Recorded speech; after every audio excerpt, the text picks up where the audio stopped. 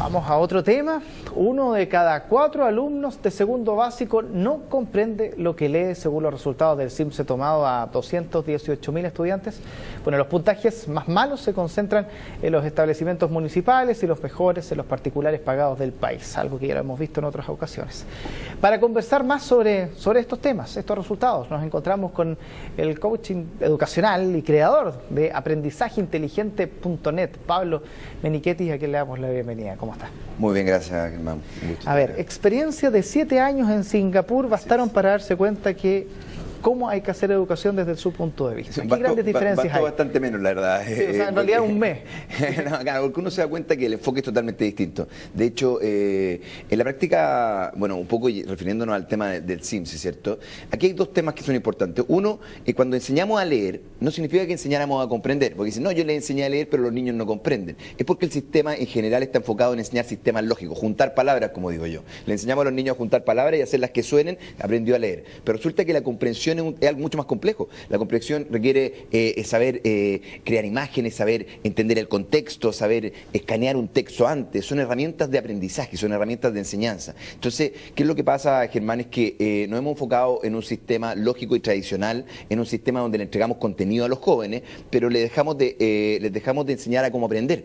Si tú lo piensas, por año y año nos mandan al colegio y nos dicen estudia, pero nunca nos dicen cómo. Por darte un ejemplo, ¿cierto? Entonces, en la práctica no le enseñamos el cómo, sino le enseñamos qué, le entregamos contenido, le enseñamos a leer, le enseñamos a escribir, a juntar palabras a los jóvenes, pero no le enseñamos a cómo realmente ocupar esto para aplicarlo en el mundo en el que vivimos. No sé si me entienden lo que está detrás. Es un poco lo que dicen los críticos del actual sistema, que estamos creando robot y que este robot se opera desde a remota distancia y que por sí solo el robot no sabe funcionar mucho. Absolutamente. En la práctica, a ver, el sistema educacional que conocemos hoy día fue creado 2 siglos atrás por revolución industrial, cuando se masificó el sistema educacional. De un día para otro aparecieron las industrias y empezaron, dijimos, necesitamos estos trabajadores computadores, ¿cierto? Y generamos un sistema lógico en base a lenguaje, física, química, biología, matemáticas, ciencia, etcétera. Pero ese mundo ya cambió. Hoy día existen las computadoras. Entonces hoy día lo que necesitan desarrollar nuestros hijos, los estudiantes, es creatividad, imaginación, innovación, es entendimiento de las cosas. Y esos son otro tipo de habilidades. Y eso es lo que está en debe el sistema, que hace, por ejemplo, que este 25% de los alumnos de segundo básico no tenga las competencias para comprender la lectura. Mira, aquí hay dos temas. Uno es que no le enseñan a comprender, sino que le enseñan a leer. Entonces yo, para enseñarle a un joven a comprender, necesitaría enseñarle a escanear previamente el texto, a tratar de sacar ideas, hacerse preguntas en su mente, hacer una serie de procesos anteriores a simplemente ponerse a leer, ¿me entiendes? Entonces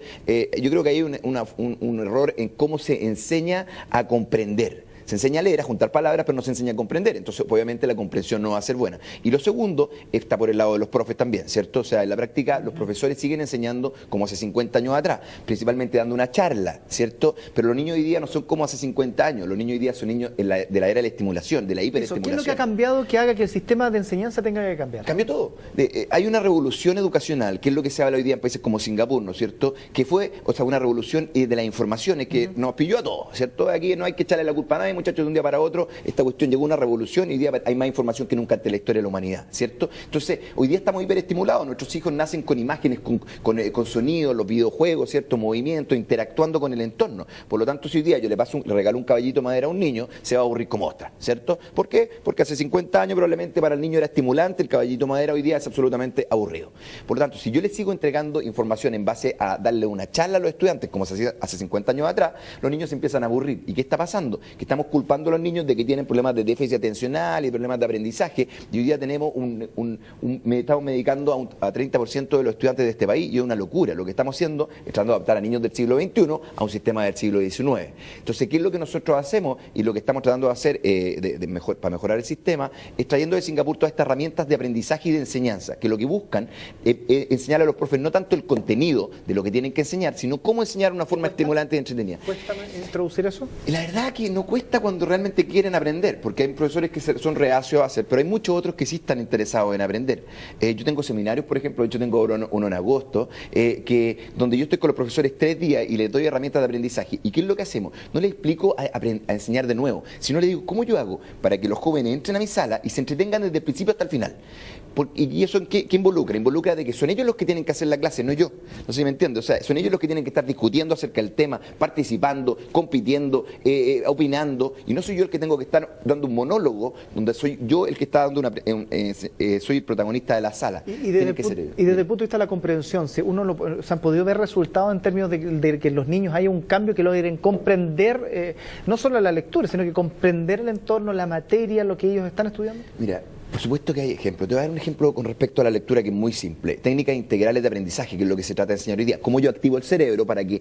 Mira, hoy día la neurociencia ya sabe cómo se prende, cómo funciona el cerebro. Podemos ver con un casco de vidrio acá, que cuando yo ocupo una técnica, se estimula una parte del cerebro. Si yo ocupo otra que es más entretenida y estimulante, se estimulan más partes del cerebro. Por ejemplo, si yo ocupo imágenes, sonido y me muevo al mismo tiempo para aprender algo, estoy viviendo la experiencia, se prenden muchas más partes de mi cerebro. Si yo estoy solamente repitiendo como loro, como lo hice yo 17 años entre el colegio y la universidad, porque nadie me enseñó otra forma, estoy estimulando una memoria a corto plazo, por lo tanto estoy siendo ineficiente en ocupar esta computadora, ¿se entiende? Entonces en la práctica, si yo le enseño a un niño, por ejemplo, le digo, lee este texto que te va a hacer una comprensión, el niño va a empezar a leer desde el principio.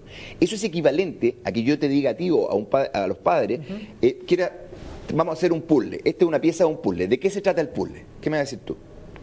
No tengo idea, ¿cierto? ¿Por qué? Porque antes de ver el puzzle, de empezar a hacer el puzzle, ¿qué tengo que mirar yo? La caja. ¿Por qué? Porque el cerebro necesita, para ordenar la información y comprender, primero necesita crear un contexto, que es algo que es creativo, es algo que necesito utilizar mi imaginación, ¿se entiende? Entonces cuando yo ya veo la caja, digo, el agua va en el agua, las flores van en las flores, las ramas van en la rama, ¿cierto? Mi cerebro entiende y puede ordenar la información. Por lo tanto, si a un niño le enseño a leer desde el principio, ese niño es como empezar a hacerlo desde una pieza. Por lo tanto, lo más normal es que no entienda la primera, sino que al menos tenga que leer 2 veces. ¿Por qué? Porque va a tener que leer una vez completa para crear un contexto para la segunda vez que lea. ¿Cuál sería la caja en un libro? ¿Cuál sería? ¿Cómo se hace? O sea, yo tendría, si no le enseño cómo, el niño tendría que leer una vez y después, para crear el contexto, después para ordenar la información. ¿Qué es lo que yo puedo hacer? Una técnica integral de aprendizaje. Les digo a los jóvenes, muchachos, tienen exactamente 30 segundos para escanear el texto completamente y tienen que hacerse preguntas. Solo pueden mirar los títulos, los subtítulos, las imágenes, las palabras clave, pero tiene que ser rápido y el resto lo crean acá. Entonces, ¿qué hace el joven? Empieza a mirar y dice, esto acerca de los volcanes, tengo solo 30 segundos, un volcán haciendo erupción, una ciudad en ruina, te parece que lo vi en el Discovery, era Pompeya, o empiezan a crear imágenes, empiezan a activar el cerebro. Ok, de vuelta a la página, ¿de qué se trata el texto? Pablo va a hacer acerca de los volcanes, acerca de la erupción, acerca de Pompeya. Bien, ahora a leer. Ese joven tiene mucho más posibilidades de entender a la primera, de comprender que el otro. ¿Por qué? Porque activamos primero toda esa creatividad, esa curiosidad con una técnica de aprendizaje. Entonces, ¿me entienden un poco? Esto es cómo nosotros hoy día estamos enseñando a los jóvenes a activar esas técnicas que parecieran ser como tan simples, pero que son tan importantes, al parecer no están dentro de la formación educativa, por ejemplo, de los profesores en el sistema actual. O sea, habría que partir desde ahí. Pero es que eso es lo que pasa, que este es un sistema lógico de la época de la Revolución Industrial y seguimos diciendo lo mismo. Y le enseñamos a los profes. Muchos profes me dicen, Pablo, no puede ser. Si nos mandan 5 años al colegio a estudiar pedagogía y nos enseñan contenido, y después, pero nadie nos enseña a cómo enseñar de una forma entretenida y dinámica. Nadie nos da herramientas de enseñanza. Y peor aún, las autoridades de hoy día hacen evaluaciones como la prueba inicia, que lo que mide es contenido, ¿cierto? Entonces después llegamos y la jefa hoy día de toda la capacitación de profesores está absolutamente perdida, perdón que lo diga acá, pero está absolutamente perdida, está preocupada de capacitar en contenido a los profesores, cuando los profesores hay que desarrollarle herramientas de enseñanza. Entonces al final estos mismos indicadores, como las pruebas inicia, lo que hacen es, no, el problema es el contenido.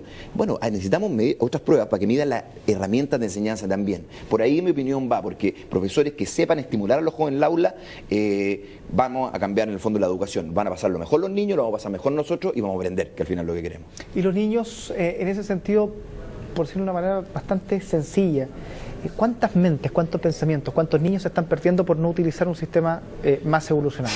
Millones, o sea, en la práctica todos nosotros estamos perdiendo el descubrir un potencial enorme. Si tú te das cuenta, hoy día un sistema básicamente en base a dar una charla, es un sistema muy auditivo y poco estimulante, por lo tanto todos los niños que son más de movimiento, más kinestésicos, más inquietos, como yo, o cualquiera de nosotros, ¿cierto? Muchos de los que están en la televisión o la gente, los emprendedores en general, ¿cierto? Hoy día están diciendo, este niño tiene un problema, hay que tranquilizarlo en una pastilla para que se adapte al sistema. Cuando en la práctica ese potencial visual y kinestésico un Einstein, por ejemplo, hoy día habría estado medicado, por darte un ejemplo. O sea, en el fondo, imagínate cuántos se están perdiendo. Yo no creo que Einstein medicado habría sido el Einstein que conocimos, en mi opinión personal.